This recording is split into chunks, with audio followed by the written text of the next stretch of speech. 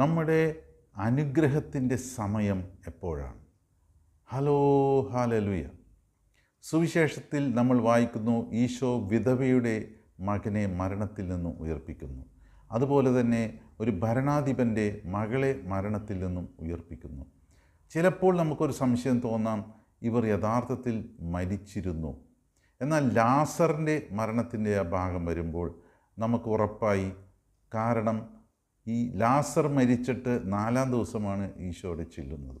അതിനുശേഷമാണ് ഈശോ ലാസറിനെ ഉയർപ്പിക്കുന്നത്. എന്നാൽ ഇതിനേക്കാളൊക്കെ ഉപരിയായ ഒരു വലിയ അത്ഭുതം ഏതാണ്? ഈശോ തന്നെ മരിച്ച് സ്വയം ഉയർത്തെഴുന്നേൽക്കുന്നു.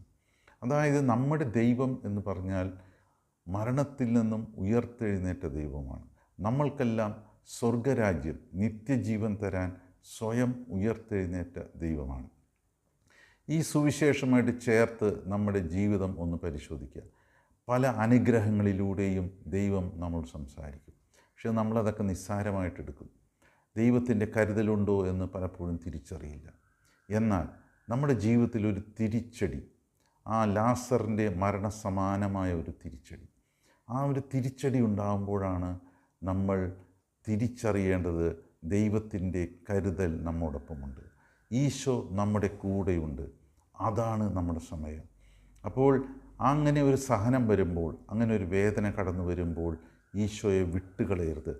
അത് ഈശോ നമ്മുടെ കൂടെയുണ്ടെന്ന് നമ്മൾ ഉറപ്പിക്കുന്ന സമയമാണ്.